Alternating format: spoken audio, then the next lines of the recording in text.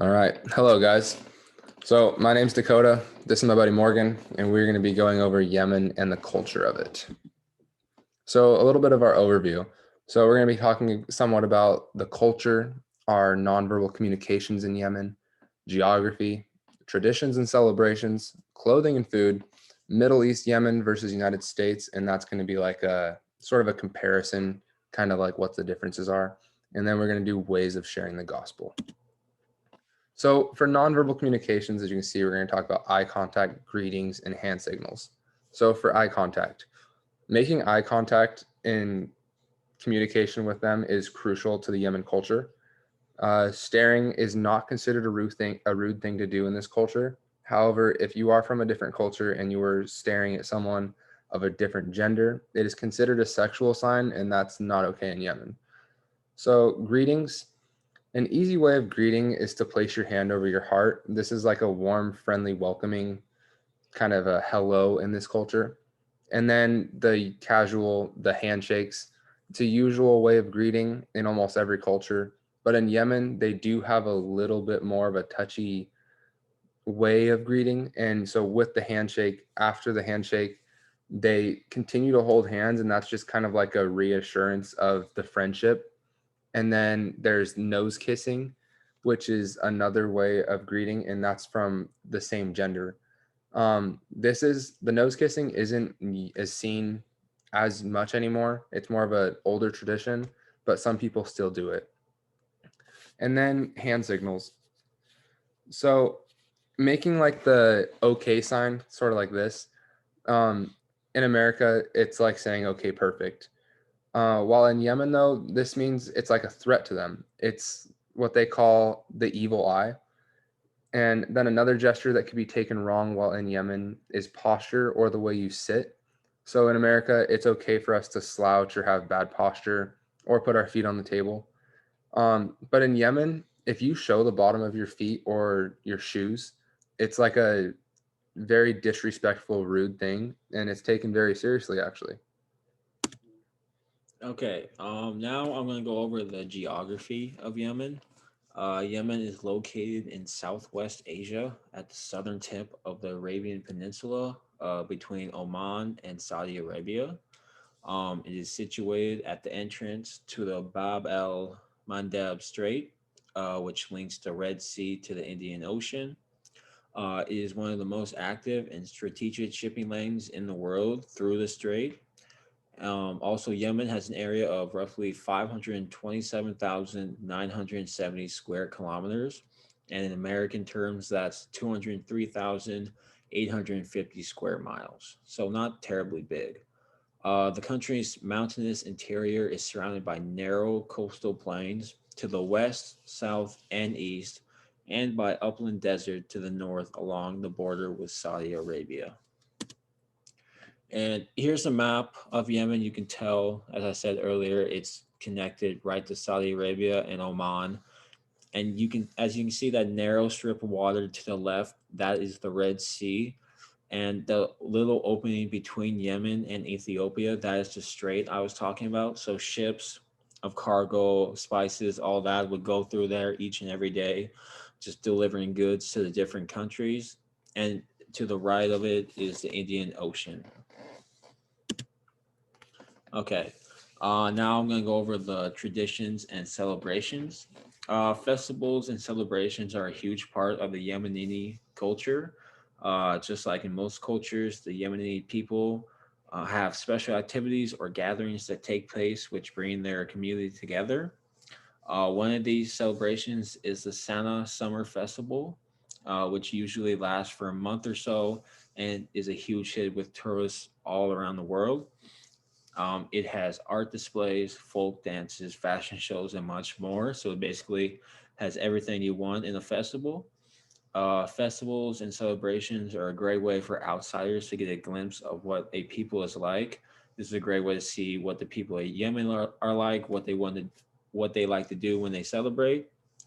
One of these celebrations is Eid al Hadha. It honors the willingness of Abraham to sacrifice his son Ishmael as an act of obedience to God's command. And then the Eid al Fitr. also called the Festival of Breaking the Fast. It is a religious holiday celebrated by Muslims worldwide that marks the end of the month-long dawn to sunset fasting of Ramadan. And here are just a couple pictures showing the different festivals. On the left, you can see women dressing up for the Santa Summer Festival. You can tell that the clothes are very beautiful, very bright, and these are only worn for special occasions. In the top right, you can see a family getting ready for the Eid al-Hatar celebration. And then in the bottom, you can see the Eid al-Fitr festival and what that would look like. So as Morgan was talking about the clothing, we're going to move into some clothing and food topic. So first of all, they have very distinct clothing styles. Um, for most part, colorful clothing for women and a more bland color for men. So the styles of clothing in Yemen is very distinct, as you saw in those last pictures. The people there usually wear like clothing such as long dresses, robes, hats, etc.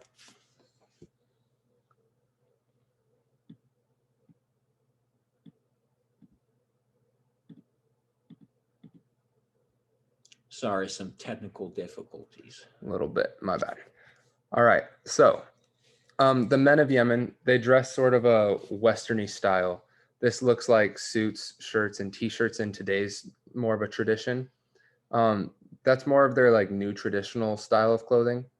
However, but if you're having a special event and you wear the traditional attire, and that is a thrub and a futka skirt. A thub is a loose ankle length robe with long sleeves. These are common around most all Arab countries. These thubs are actually used to help protect them from the sun.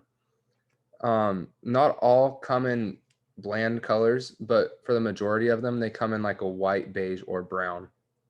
Then there's the fuda. The fuda is a wrap that goes around the waist. It is like the formal type of clothing, usually handmade by the woman and then worn by all the men at events such as weddings or funerals. And then we move into the women's styles. So usually they wear a very colorful dress and it is worn by all the women in Yemen. Bright colors, lots of embroidery, jewelry, and decorative elements in their clothing styles. One key thing for women in Yemen is the almumk. This is a cloth that covers the head and hangs down around, sometimes past the shoulders of that woman. Why this item is special is because with the colors, it states whether she is married or not. So a way to tell is if the monk has any color of silver or coral coloring, it means that she is married. And then we're going to move on to the food. So the national dish in Yemen is the mandi. Um, this dish is actually really cool because of the way it's cooked. So the mandi dish is cooked special like, in a specifically designed hole in the ground, covered up by clay and charcoal. And this acts kind of like an oven. So what they do is they'll hang the meat on a rod over, and they drop it down about halfway into the pit. Excuse me. And then with that, it's almost like an oven, and it just kind of cooks the meat, and it gives it more of a charcoaly, kind of like a barbecue flavor to it. And then so that was their main dish. And then we got in desserts. So one thing that really caught our attention was the desserts. Um, they aren't like the typical ice cream, cake, candy, or popcorn type of desserts. They have dishes that are still sort of somewhat healthy, but what makes them so special and tasty is they add this other type of seasoning to them, and it's kind of like what makes them more of a dessert style for them. Okay, now I'm going to do a little comparison between the United States and Yemen in their culture. In America is mostly a Christian-based culture, whereas in Yemen's region, is mostly Islamic. There's not a lot of trust between between the two cultures due to factors such as 9/11 and the Iraq War. Also, treatment of women is very different in the two cultures. Women don't have such strong roles as they do in America. Also, they don't have the same opportunities as in America. Sharia law also plays an important role in Yemen's culture. According to Sharia law, anything that's not Islamic, which includes Christianity and its people and culture, must be destroyed, which obviously doesn't gain trust from either side. And this is a quote from one of the books I found on Sharia law. Islam doesn't redeem the evil aspects of the existing culture. If it has the power, it destroys everything seen through the eyes of Sharia as not Islamic in everything it touches. So now we're going to go into sharing the gospel. I will be covering like the social context of it, and then Morgan over here will be covering the physical aspect of it. So I would say the best way to approach this from a social context would be to do a Bible study in a small group. This way, being in the environment, you're not alone, you are learning with other people, and it's not as scary or hard to understand when you have others bouncing ideas, thoughts, and then also questions. And I feel like the questions is a huge part to it because I know most people don't want to ask questions or don't want to raise their hand in class or whatever it is. So if you're in a small group and someone else is bold enough to ask the question, then you're going to have a more closer, better understanding or chance to learn more about this culture or religion. And it is hard to converse a religion. So being around others who are conversing or being around others who believe in what you are conversing to, it would make it a lot easier for that person to understand. Okay, so for the physical aspect, for the physical context, I think it would be important to pull them into a church or chapel of some kind so they can get the feeling of what it's like to be in a Christian community. Because in America and also in other Christian communities, when we worship God, it's typical for us to go to a church or a chapel to learn about God. This allows them to see what a typical Christian environment would be like and how it would be used. Also, since a majority of new conversions probably haven't been in church due to not having them in Islamic cultures, this would be a good experience for them. And lastly, we would just like to say thank you for listening to our presentation. Thank you.